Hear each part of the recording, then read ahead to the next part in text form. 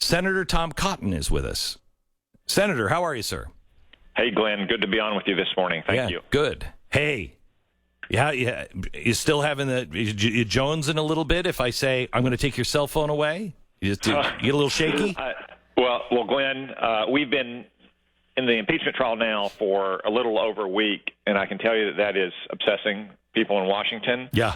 But at home in Arkansas and really anywhere outside of Washington and around the world, the biggest and the most important news story today and for many, many days to come will be the coronavirus. China is facing a catastrophe on the scale of Chernobyl. When communist Russia covered up the nuclear meltdown at the plant in Chernobyl. But in some ways, it's worse because communist China covered up a viral outbreak that can become a global pandemic. Okay, so we have localized effects the way Chernobyl did. So, Tom, everybody is saying, everybody. I mean, I talked to somebody from the WHO yesterday, and they're like, no, China's really been transparent. I mean, we can't know for sure, but they've been pretty transparent. That seems like a new thing for China, the communist Chinese. Glenn, China is lying, and they have been lying from the very beginning. And WHO officials or any other so-called expert that says China has been transparent and open is simply grading them on a curve compared to what they did with SARS in 2003. Yeah. And handling them with kid gloves, right, hoping that they can maintain access to Wuhan and working with China. But there is no doubt, Glenn, that China is lying. Let me just give you a short timeline. We now know the earliest case of the coronavirus happened on December 1, a full month before China fessed up to the WHO. It may have been earlier than that. We also know that even once they told the WHO on December 31st, they continued to lie to their own citizens. They said until just last week it was contained inside the city of Wuhan, a central Chinese city of 11 million people. Today, it is in every single province in China. We also know by their actions, Glenn, you don't even have to look at their history. Just look at the actions they have taken. They now have quarantined 60 million of their own people, more than the combined population of our entire West Coast. They have canceled school indefinitely. So school children are not going to school anywhere in China for the foreseeable future. And Hong Kong, which is under Beijing's thumb, has instituted a near total travel ban. Those are not the actions of a competent government that has control over this growing catastrophe. So Tom, what are we doing? Why is the United States, why is the British Airways the only one that has said, you know what, we're not flying in or out? What are we doing as a nation? So Glenn, it is much more than British Airways, which announced yesterday, as did Lufthansa, national carrier of Germany. Just overnight, Glenn, Russia closed its entire border with China, the sixth longest border in the world, more than one-third larger than the U.S.-Mexico border. Yeah, but that's only because the Russians hate people who are different than them. Well, Glenn, El Al announced that they would stop all travel between Israel and China. Air France announced that they would stop flights between China and the United States. So what are we doing? This is why I have been urging senior administration officials with whom I've consulted repeatedly over the last week. We need to shut down all commercial travel immediately between the United States and China. So, Tom, hang on just a second. I know, because we're having you on. I know what you were going to say on that. You've already said it. You've been urging. But I also know that Donald Trump is going to get exactly the same treatment that you are. Right now, people are. This is the most irresponsible thing I've ever heard. You're only doing that because, you don't like people who are from China. You don't like immigrants. Oh, my gosh. So when you propose this, you know this is going to be turned into a political nightmare. How do you break through all of that crap to get us to move quickly? Glenn, the left or politically correct so-called experts can hurl every epithet they want at me or at Donald Trump. I am trying to protect American lives, and we need an immediate stop to commercial travel. Now, there are some exceptions, of course, to that. For instance, we should allow any American and their immediate family members in China the option to evacuate from China back to U.S. territory under appropriate and elevated monitoring. That's exactly what happened yesterday in California. We should continue to allow that. We should also allow medical experts from the CDC or HHS or our other laboratories to go into China as part of the WHO delegation to try to get to the bottom of what happened in Wuhan, so hopefully we can find a vaccine. And we can allow continued trade. I understand that many people are worried about the breakdown of global supply chains. Well, that's fine. We can have, shipping containers coming into the Long Beach port. We can have FedEx flights coming into Memphis, but when those crews land, they don't get to go into the hotel and the nightclub. They stay in a quarantined position.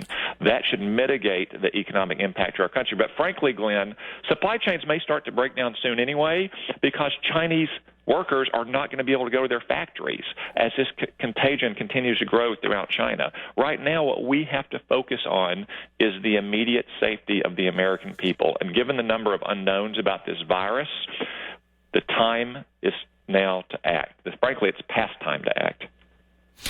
So, Tom, I just read a story from an American who is stuck in Wuhan. He was teaching at the university there. He said it is like stepping into a Twilight Zone episode. 11 million people in this usually bustling 3,500-year-old city is silent. He said there is no one anywhere. No one's working. No one's going anywhere. No one's on campus. People are afraid. They don't know what's going to happen next.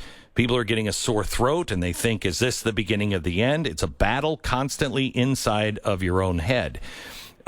We know that I saw a report earlier this week that the Chinese have shut down their steel industry. There's two things that are going on right now. People in China can't go to work. If you can't make steel, we can't make cars. If we can't make parts for cars, we can't fix cars. If you can't make Apple products, Apple doesn't have a supply chain.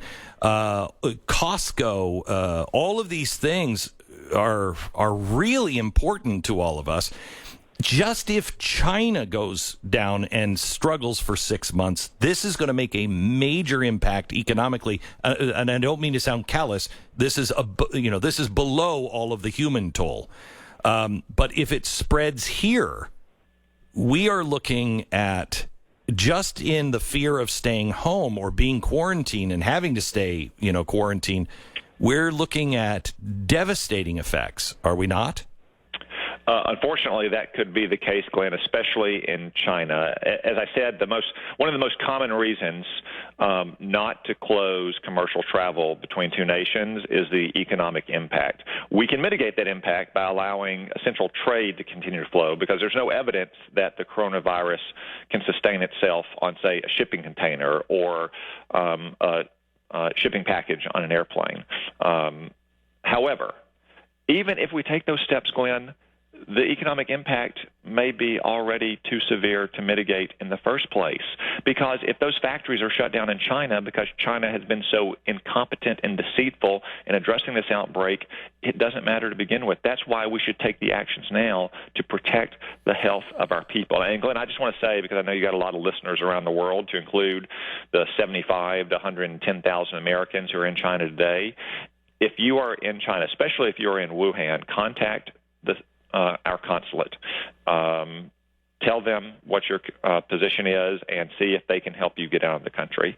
In fact, there's a new email address I just saw on the newswire, coronavirus emergency USC at state.gov. If you're in China and you are an American citizen with a passport and you want help getting out, coronavirus emergency USC at state.gov. If you're an American who's thinking about traveling to China, do not go. Do not go to China. What about anywhere else in the world? We're okay so far? I mean, I'm afraid, Glenn, that in the days ahead, we will see confirmed cases pretty much all around the world. We already have seen confirmed cases in most of China's neighboring nations, and I think that's only going to continue, again, because China lied to its own people and lied to the world for so long. If they had simply fessed up at the beginning and said, this is a novel virus, we need help containing it, then we might have stopped this outbreak for the benefit of the Chinese people as well as our people and the entire world. Communism. This is why I say communist Russia had a catastrophe with Chernobyl because of its own incompetence and deceitfulness. Communist China now has a Chernobyl-level catastrophe on its hands, although it's worse than Chernobyl because a nuclear meltdown is localized, whereas a pandemic spreads around the world. Are you talking to scientists, epidemiologists, getting counsel from them on this that's different than what we're necessarily hearing in the press, which isn't really a lot? I have, Glenn. I can't say there's all that much difference, in part because we're still at the beginning stages of understanding the virus. We could have been at this stage 8 weeks ago. But here's some of the things we do know, Glenn. We do know that it could have a very long incubation period, as long as 14 days, which was much longer than SARS. We do know that individuals who are asymptomatic could be contagious, unlike SARS. Right. That combination is deadly because you can screen as many people you want on an airplane and in many ways as you want. But if they are asymptomatic and they don't have a fever and they don't have a cough and they're not congested, but they are contagious, you have no idea. The only way to stop it is to stop them from coming in the first place. Okay, Senator, I've got to go here and let you go back to work. But real quick, is there anything people can do? Practice good hygiene like you always would. No. I mean to help you get the air travel to stop. Email, call your senator and congressman, ask them to advocate with the administration that we need to take a temporary targeted pause on all commercial travel between the United States and China. Thank you very much. I appreciate it. Senator Tom Cotton. You bet. All right.